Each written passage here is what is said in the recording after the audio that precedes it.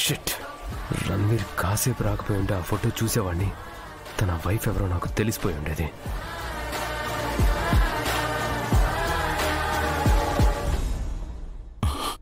Files అన్ని కూడా placement మారిపోయి ఉన్నాయి. అంటే కన్ఫర్మ్గా ఎవరో వచ్చినట్టే ఉన్నారు.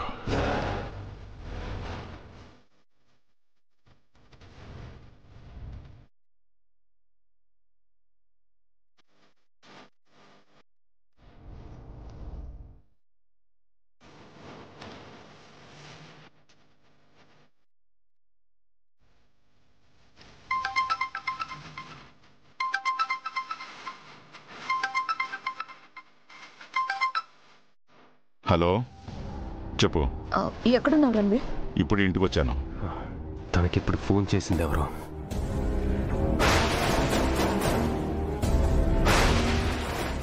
ఈ ఫోటోలో ఉన్నది ఎవరో ఎలాగైనా నేను తెలుసుకోవాలి.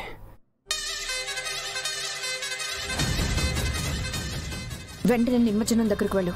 ఎందుకు? అమ్ము, ఆనంద్, ఆకాష్లని నేను అక్కడికి పంపించాను.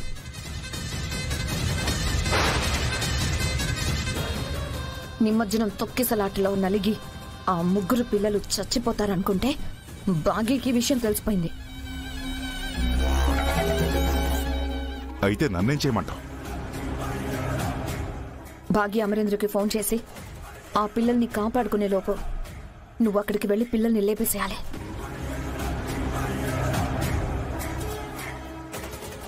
ఉదయం నుంచి నాకేదో పని చెప్తూనే ఉన్నావు.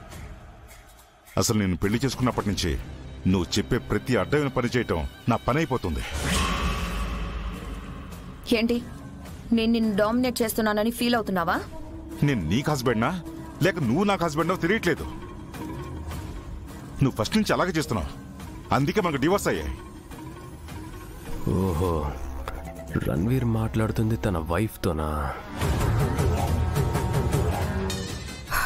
రణ్వీర్, నేనేం చేసినా మన ఇద్దరి కోసమే చేస్తున్నాను. నీకు ఆస్తి కావాలి, నాకు నేను అనుకున్నది జరగాలి. ఇంతకీ నిమజ్జనం దగ్గరికి వెళ్ళి పిల్లల్ని కిడ్నాప్ చేస్తావా లేదా? చెయ్యక చస్తానా? చేస్తాను. సరే, పనయ్యాక ఫోన్ చేయి.